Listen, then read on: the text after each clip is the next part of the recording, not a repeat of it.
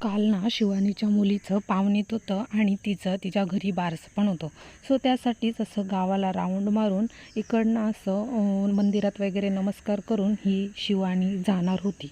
तिची ती क्यूट अशी मुलगी खूप जास्त धूप शिवानीची बेबी फक्त 1.5 महिन्याचीच होती आणि तिला तसल्या उन्हामध्ये घेऊन जायचं होतं. आणि इकडे शिवानी नमस्कार करत होती आणि मग गाडीमध्ये बसलो आणि निघालो शिवानीच्या गावाला. तर शिवानीच्या गावामध्ये गेल्यानंतर बघू शकता तुम्ही असं टाकणं असं बाजा वाजवत घेऊन जावं लागतं. असं पाळणा वगैरे सजवलं होतं मस्तमध्ये.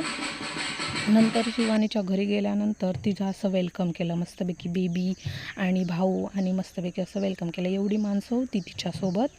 आणि इकडे गेल्यानंतर हे त्यांनी येल्लो काय दिलं I don't know, but it is good.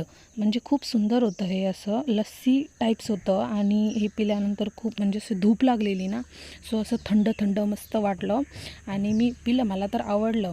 आणि नंतर मग इकडे त्या लोकांनी रांगोळी काढायला घेतली आणि त्याच्यावर पाट ठेवले आणि नंतर मग त्याच्यावर त्यांची शिवानीची आणि शिवानीच्या भाऊंकडे बेबी देऊन मग ओटी भरणार होते शिवानीची. कारण ती फर्स्ट टाईम त्यांच्या घरी आली होती ना, तिच्या बेबीच्या घरी.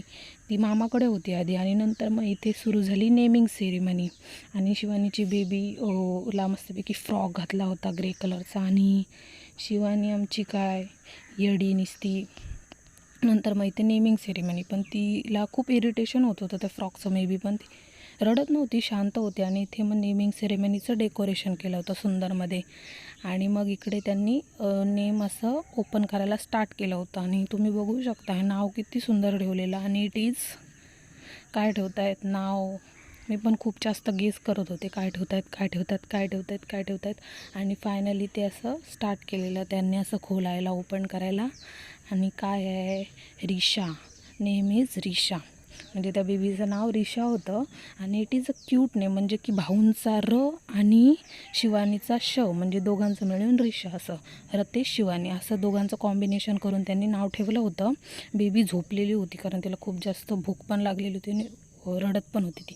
इथे मस्तमध्ये किल्ले वगैरे बनवले होते, बाहेर सर्वांनी बनवले होते. भेटूयात असेच व्लॉग्स घेऊन नेक्स्ट व्लॉगमध्ये.